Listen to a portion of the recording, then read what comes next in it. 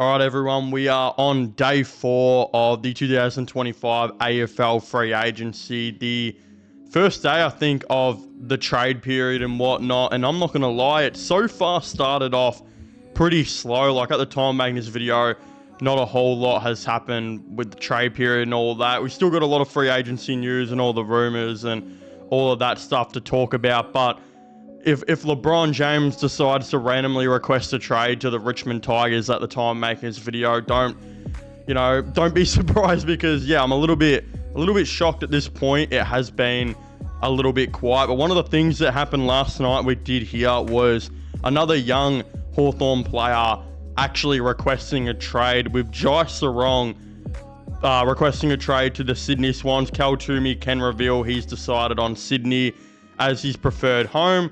There was a little bit of interest from Fremantle, obviously because of that connection, but I think a tiny bit of interest as well from West Coast. But ultimately, Sydney have won this one. Sydney now picking up their second player who has requested a trade to them.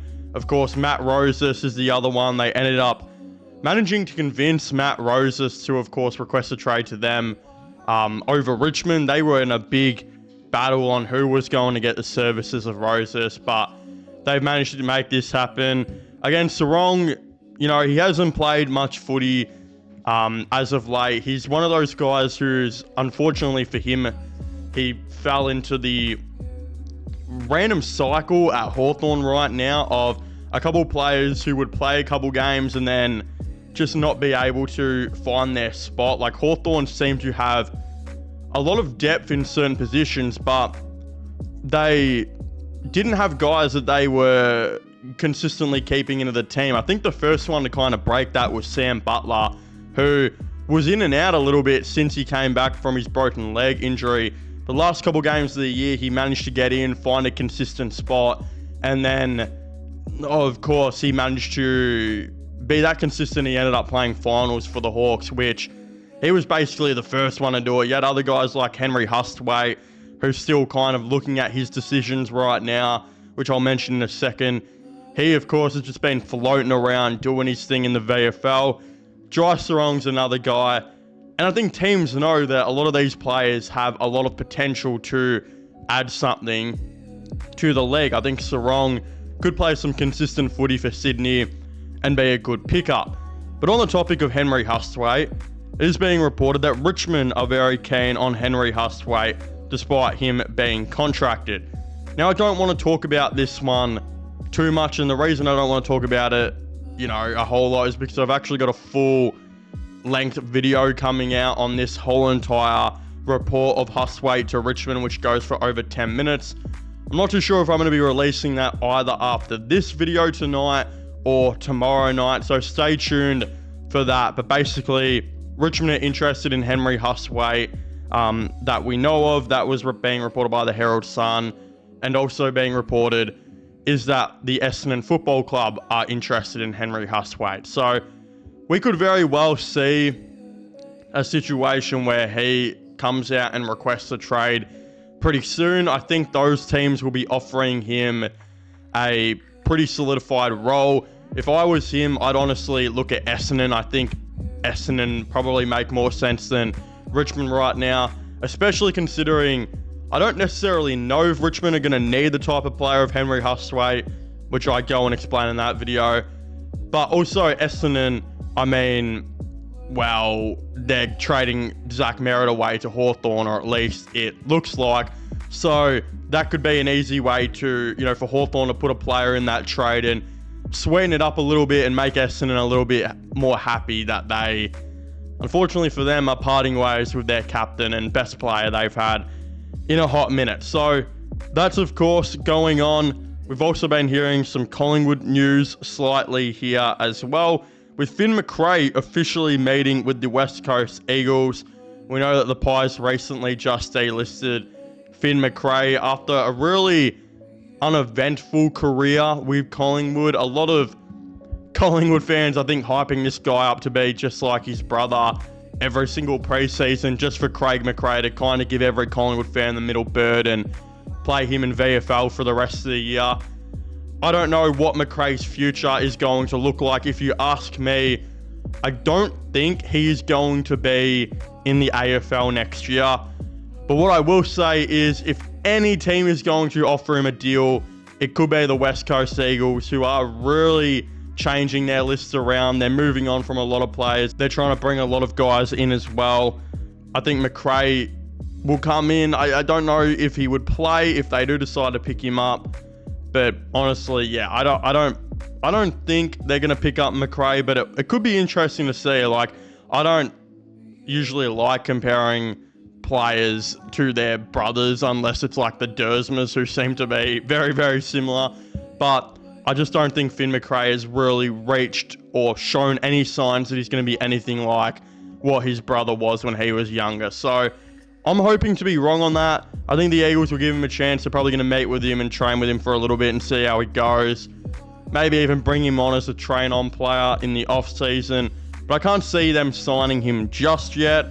We've also heard that Collingwood have made a little bit of a splash in the draft so far as well, before the draft has even started, because it is being said that the Pies are opting against bringing in their father-son, Tom McGuane. Carl Toomey can report that Collingwood has told Tom McGuane it will not be nominating him as a father-son pick at the national draft. The Pies will decide whether they nominate him as a rookie after the trade period, but rivals will be free to swoop on him as a national pick. So, yeah, I mean, Tom McGuane at one stage, I think it was for a lot of last year, was projected to be a top 15, top 20 pick in this upcoming draft. As soon as January came around, he actually fell out of the 30 and clearly just didn't play good enough footy for like most of the year, because he's not even going to be a national draft pick by Collingwood. They don't even see him as a national draft kind of player. So it's going to be interesting to see if other teams maybe look at him, maybe even a team like Richmond who could use that type of midfielder. You know, I think Tom McGuane's a little bit skinnier, a little bit smaller, more of that silk outside kind of player in there. Maybe a team like Richmond looks at him. There could be a couple other teams who are looking for that more outside kind of silk player rather than the contested inside clearance bull guy. So that could be an option. But at the end of the day, it doesn't look like he's going to be a Pie unless he just flat out doesn't get picked by any team in the national draft. And Collingwood are like, shit. I mean, what's the risk of rookieing him up? So that could also be an option. We could definitely see that. Collingwood are also open to the idea of trading for Clayton Oliver per Cal Toomey. This is confirmed now. It is something that I reported on the channel a couple of days, that Collingwood were in the conversation of going for Clayton Oliver as well as GWS. I don't actually understand why more teams aren't interested in Clayton Oliver, especially considering we've reportedly heard the off-field issues, and whatever they may be, you don't want to talk about them too much because we don't officially know. Whatever the off-field issues are have calmed down a bit. Clayton Oliver actually put together a decent season. The other thing is that Melbourne as well are going to be paying over half of his salary for the next 5 years. A reported $700K or so every single year. So if you were to get Clayton Oliver into the team, you would be bringing him in for the AFL average of probably $550 to $600K a year. So I just don't understand why more teams wouldn't be pouncing on this and actually thinking, hold on a second, if Clayton Oliver plays even a little bit better than what he did last year, which he is expected of him, that's a pretty decent inside midfielder who's got a good contestant game, a good clearance game. You could bring into the team for the AFL average. I don't understand why more teams aren't looking into this. I think Adelaide as well, who I think desperately need another inside mid. Why are they not in the conversation here? GWS obviously are. That makes a ton of sense. Collingwood now are, which makes a ton of sense. You know, there's so many of those teams that are contending who, if you can bring a slightly above average inside mid in for the AFL average, why would you not be looking at that? Especially if it's a guy like Clayton Oliver, who has gotten more consistent again now and has the potential to still string together like a 35 disposal night with good contested stats. yeah, this one is a little bit confusing to me why it hasn't happened more. Collingwood would be the perfect team for Clayton Oliver. As mentioned on the channel, I think Ned Long filled in a need that they really had, and he did it okay. There are still some times, though, where Ned Long, disposal-wise, will shit the bed, especially if he's forced into doing a kick. If Ned Long has to kick and he's not comfortable in the situation, that shit could turn into a freaking 20-meter banana to a different player on the other team that you don't want. Ned Long is just really filling in that Tom Mitchell spot that Tom Mitchell crushed in 2023 and averaged 25 disposals a night before getting into the injuries. Ned Long's doing that. He's doing that as a delisted free agent that he was picked up on, and he did a pretty good job throughout the season. So, no disrespect to him, but I think there is an avenue for Collingwood to go better. They can get a better player in with Clayton Oliver if they do decide to make this happen, and Clayton Oliver will probably play that Ned Long role, and then Ned Long can come in as a depth guy through the VFL or whatever. That's what I think Collingwood should do. I think it's what they're going to be looking at, and it's why I think them going for Clayton Oliver realistically makes a ton of sense. So that's one. We also heard that the West Coast Eagles are interested in Tom Berry. He's delisted now as well, so no trade needs to get done. The report officially saying delisted son on the Eagles' radar.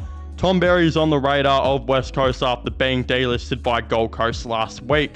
The Eagles are understood to be one of the few clubs who have inquired about Berry. Now, Tom Berry, is he as good as his brothers? No. But I actually do think Tom Berry's a pretty serviceable player. I mean, he played most of the games last year for Gold Coast and just couldn't get a game for them this year in a team which is very, very stacked, and obviously is going to come nowhere near for getting a game with Gold Coast next year when Gold Coast could arguably be the best team in the game.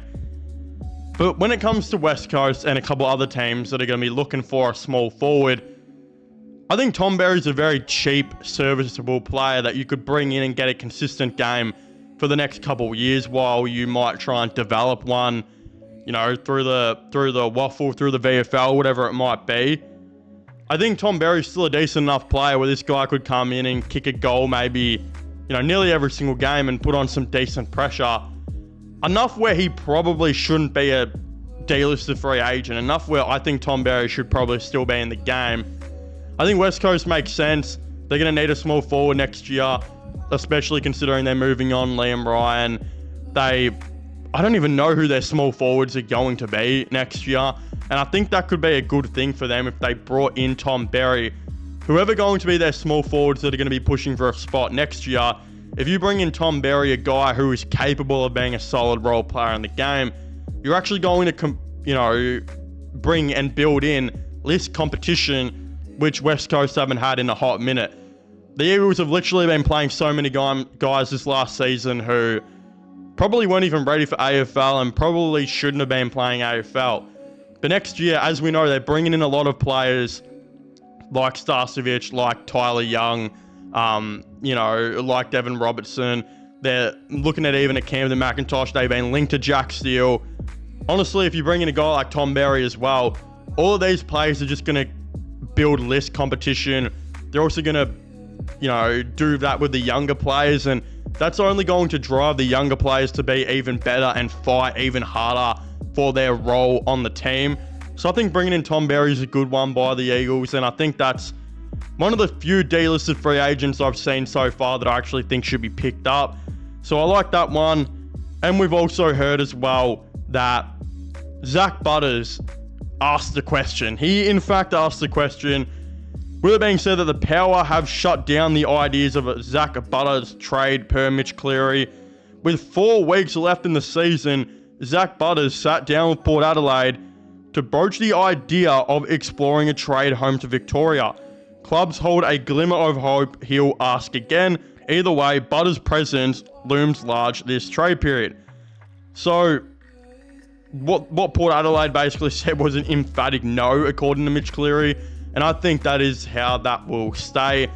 I still don't know if Zak Butters will sign with a different team next year. I think the reason Zak Butters asked for a trade with 4 games left in the year is because he heard of all the salary cap that a lot of these teams have, of course, had. You know, he heard that the Western Bulldogs had some money to play with. He'd heard that Hawthorn definitely had some money to play with. Essendon 100% have some money to play with. So does Richmond. A couple other teams definitely here and there had a lot of money to play with this year. I think Zak Butters really saw an opportunity where Port Adelaide, for the most part, may not have had as much money to match him if he was to request a trade home to Victoria. He also probably saw Richmond have picks 2 and 3. Essendon are going to have like 4 and 5. All of these teams have a lot of picks where he thought if he was to get back to Victoria, this year would make a lot of sense. All those teams have money. All those teams have picks. But next year, when Port Adelaide do decide to hold on to him, I don't think they're going to trade him now in this trade period. It's way too late. And any of the teams he would have been looking at, like a Geelong, Hawthorn, Western Bulldogs, they're not going to have the salary cap or picks to go after him now that they're moving on with all these other players. I think it looks at next year now, and next year, a couple teams are going to be brought up. You're not going to see Hawthorn. I don't think they're going to have the money. They're definitely not going to have the assets. Geelong, you wouldn't think so, especially if they're getting Charlie Curnow in. Western Bulldogs as well, I think they're less likely next year than they were this year.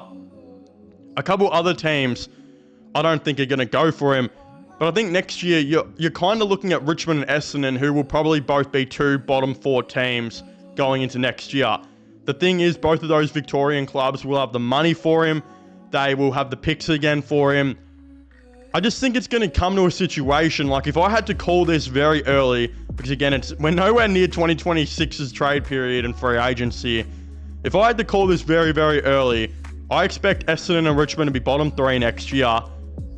And I think it's going to come down to a situation where Port Adelaide are probably going to be thinking, we still want you on the team. You're our vice captain. We think there's a way to rebuild on the run here with picks and bringing trading for players and whatnot.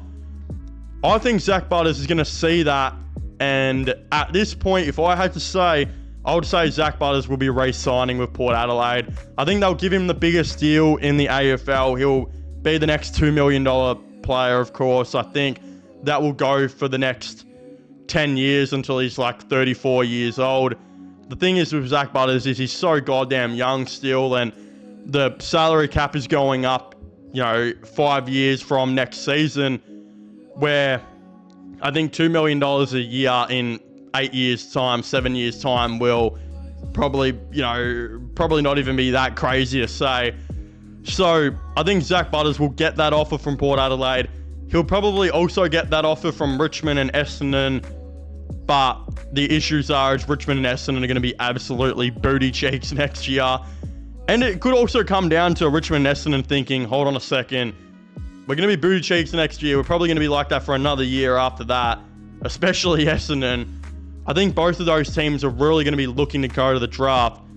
And if Port finishes like 13th, they're not going to want that pick, whatever the AFL gives them in compensation, which would be like pick 5. They're going to go to Richmond and Essendon, who are going to have the 1s and the 2s probably, and be like, we want that pick and we want more. And they're going to try and force the trade, which is going to become even more complicated for both of those teams that are targeting Zak Butters. So I don't think that's going to happen. This also could come down to a situation of where is Ken Hinkley going to be at. We still don't know where Ken Hinkley's going to be at. We assume it's going to be Hawthorn. As mentioned earlier, are they going to have the money and assets to bring in Zak Butters? Probably not, but they've reportedly still got a really close connection. And it could come down to a situation where if Zak Butters really wants to go to a contender and that's the avenue that he wants to go to, I mean, he may look at other teams. It's not crazy to say that. We look at Christian Petrarca. He just requested a trade to Gold Coast. He's not from Gold Coast. He's from Melbourne. And he's requesting a trade to move outside of Victoria to go to Gold Coast to contend and try and become a premiership player again. I mean, Zak Butters, there's no reason why I think that could even be out of the question. Like, we've been here in Sydney and GWS are supposed to be having a fair bit of money come next year. I mean, shit, if Sydney offered Zak Butters a deal, I wouldn't even be surprised if he looked at that. So there could be so many situations we don't even know about. It's way too early to even look at that one. The main part to take away from this, though, is I don't think Zak Butters is getting traded this year. I don't think any team could go for him unless Richmond just pull something out of their ass, which we know is not their plan. They want to hit the draft. I can't see this happening, but it's going to be interesting to see how it goes next year. Of course, I'd very much like to hear all your thoughts and opinions on this down below. Make sure to leave a like and subscribe to the channel for all latest AFL content news. Comment who you guys think is going to be getting traded and how the trade period is going to unfold and whatnot. I'd very much like to know. But yeah, subscribe to my gaming/movie channel, my IRL/vlog channel, and my Instagram down below. And I'll be seeing you guys next time. Goodbye.